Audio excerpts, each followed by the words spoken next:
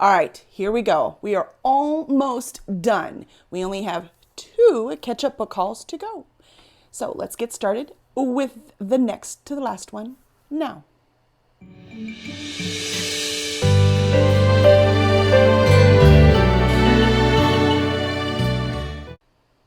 Hello, welcome back to our channel. I'm Kelly Lynn Colby, Editorial Director at Cursed Dragon Ship Publishing. I'm also a freelance editor, a writer, and most importantly for this video, a reader. Today we've made it to the great American holiday, Black Friday, which leads to Small Business Saturday. And I definitely supported lots of businesses on those 2 days. So let's start with Barnes & Noble.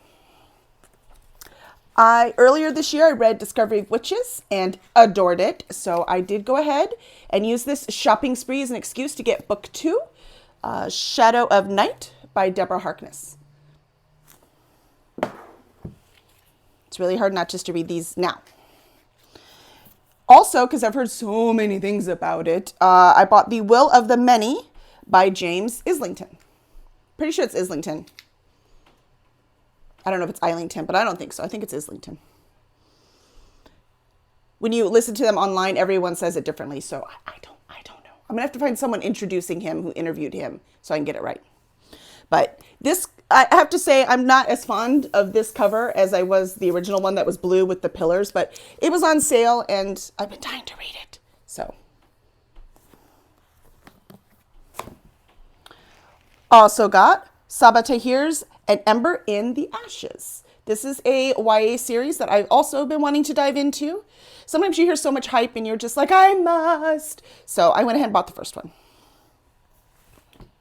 And finally, this was on the 50% off. It's the only one I got that was 50% off, which is why I went to Barnes & Noble.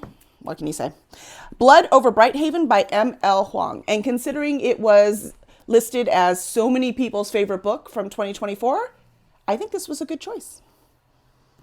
And that's a standalone too. It's nice having a standalone too, besides just these long series that I also appreciate. I like a mix. Surely y'all have figured that out by now. And of course, I went to my favorite indie bookstore, Copperfield's.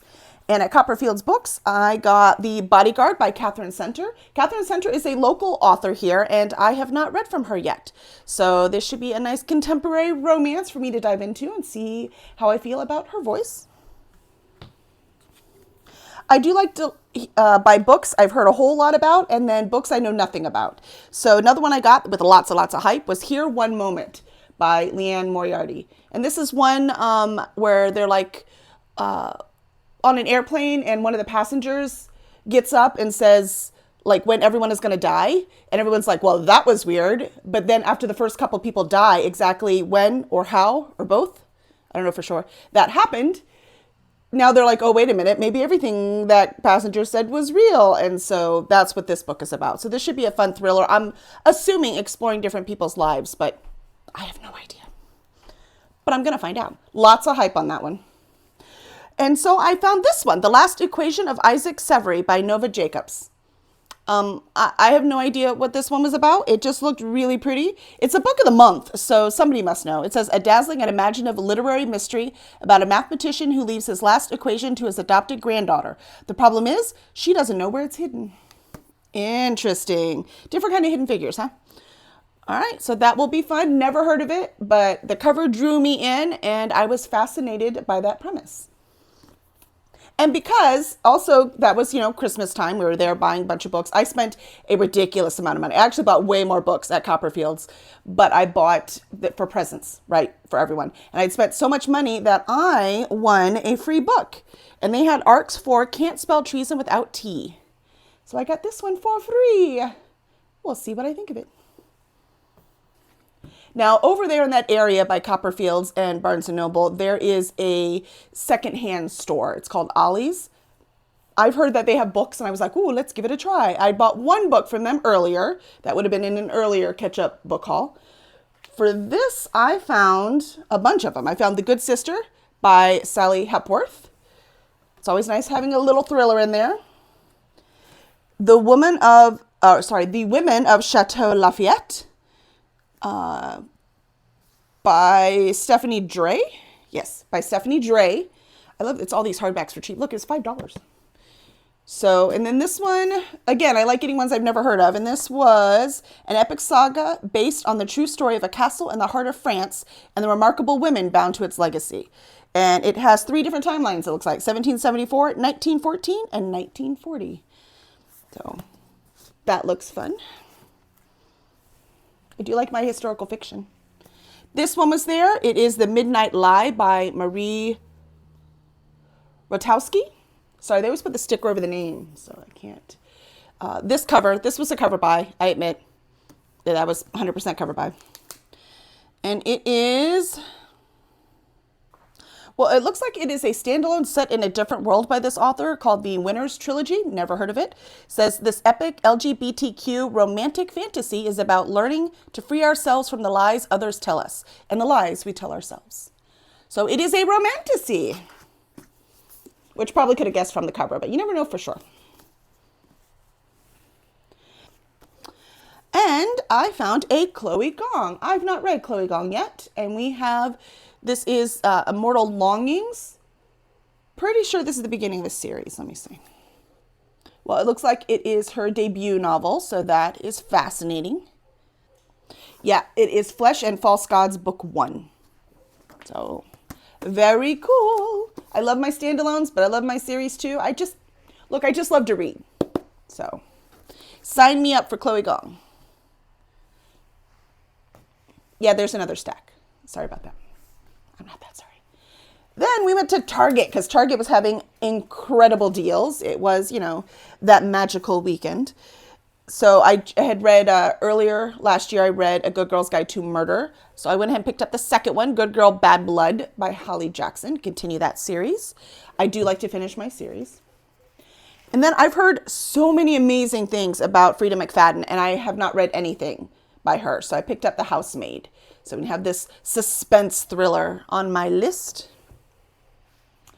I'm loving my Greek retellings. So I picked up Clytemnestra by Costanza Casada. Casadi. And, which good thing because I need this for a reading blog now, I picked up Ariel Lawhons. I don't know how to say their last name. The Frozen River. This is a historical fiction with a midwife that finds a frozen dead body in the river. I look forward to that one. Historical fiction and murder mystery. But I looked at that cover so many times and have wanted it. And finally, I just gave in. The sale did it to me. Also, something I've been looking at over and over again is Jennifer Lynn Barnes' The Inheritance Games. This is supposed to be like a competition series. And that's about all I know. Pretty sure it's YA. And that's all I know. But I'm excited, and that cover's gorgeous. Again, one I'd never heard of, Elena Urquhart, The Butcher and the Wren. So I got this one as well. I have no idea. Co-host of Morbid, a true crime podcast. So maybe it's a true crime story? Oh, I forget. Be on the back. It takes place in the Louisiana Bayou. That's probably why I bought it. And yeah, it is a serial killer hard at work. This cat and mouse thriller will give your goosebumps chills. Sounds great. I definitely do not have enough thrillers. And finally, my biggest single haul. Are you going to guess? You're going to guess where it was? Yeah, you got it. It was Goodwill. I mean, they're cheaper, right? So again, bought some I'd never heard of. This is the Alsawa Murders by Riku Onda. And I looked this up. This is a translation. Yeah, winner of the Mystery Writers of Japan Award for Fiction. So yeah, so translated from Japanese. I like translated books too.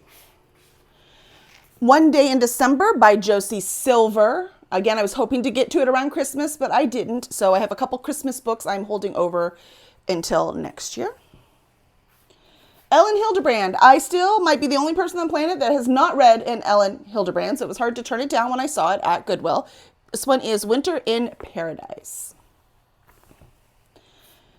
And then this one by Anthony Doerr, Cloud Cuckoo Land. So this one I think is a dense historical fiction, I'm pretty sure. It's a soaring story about children on the cusp of adulthood in worlds in peril who find resilience, hope, and a book. I mean, I get that. Sometimes a book can save my life. In the 15th century. Oh, yeah, so historical fiction. Very cool. And I bought Blake Crouch, Dark Matter. I read Recursion by Blake Crouch. And I liked it, but I didn't love it. So we'll give some more sci-fi. But that one was like time traveling kind of sci-fi. And those sometimes hit for me and sometimes just don't quite hit. Time Traveler and I are not best friends. So even though I love Doctor Who, so I don't know what to say. Anyways, so we shall see whether I do like this author or not, or if maybe it's just not for me. Hard to turn down at $2. Got The Vanishing Half by Britt Bennett. So that one is fun. I don't remember. This one is I think it's contemporary lit fic. Twins inseparable as children ultimately choose to live in two very different worlds, one black and one white. Interesting. Very interesting. Do you remember when Litfic had every single cover with these like multicolored kind of themes? Yeah, this was during that era. And I didn't read near enough, so sign me up. And this one, pretty sure they even made a movie on it, is The Tattooist of Auschwitz by Heather Morris. So we got this one to go as well. More historical fiction, World War II. And with that one I hadn't heard of before, The Known World, Edward P. Jones. So it's a nice hardback copy. I think this is like Dust Bowl? Ooh, it's about Henry Townsend, a black farmer, bootmaker, and former slave, has a fondness for Paradise Lost and an unusual mentor, William Robbins. Oh, so it's antebellum. Virginia's Manchester County. Very cool, considering I'm reading about this era right now. Actually, right before this era, right before Civil War. And I already had this one on ebook, but it was only $3. And I really, really love my hardbacks. So I went ahead and bought it. And it's The Invisible Life of Addie LaRue by V.E. Schwab. So talk big hype on this one. I really, really, really want to read it. And having the physical, something about having the physical puts it up in my priority. So that will help. And for $3. And then I could donate it so someone else can share the joy. Finally, I got Alif Shafak, 10 minutes, 38 seconds in this strange world. All I know is I'm pretty sure it is a sex worker who is murdered. But even though her body is dead, her brain goes on for 10 minutes, 38 seconds. So it's kind of an exploration of her life and how she got there. And that's all of them. I know I went a little crazy and I only want to read, all of them, like right now. It's so painful to want to just eat these books up and, have a real job and have to like cook dinner and have to like wash clothes and, do your taxes and go to the vet with the dogs. And you know what? I just want to read. I don't think it's asking too much. I don't think it's asking too much. All these billionaires out there ruling the world and doing their thing. Man, if I was a billionaire, I'd be sitting on the beach reading my books. And I'd probably donate all that money anyways. I don't need that much to sit on a beach and read books. Anyway, let's see how many we got for tonight. 28. So it's not my biggest haul ever, but it's definitely my biggest haul from multiple stores. It was a long process and a lot of editing, considering I went to, Target and Barnes & Noble and Copperfields, and I didn't buy all of the books I wanted. So I'm going to say, good job, Kelly. Right? Somebody back me up here. I'm not the only one, right? All right. So there is only one more catch-up book haul to do and a confession we'll get to later. All right. I'll see you next time. Bye.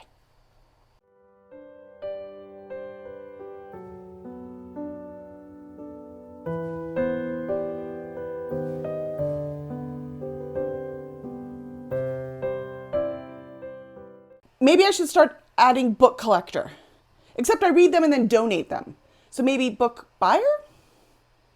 Yeah, maybe that's the right moniker. Because I definitely appreciate finding them, especially like at a thrift store. That's so much fun to like discover cool books. Or books on sale at the big box store. Or, high quality used book at my used bookstore. Or, okay, I just like buying books.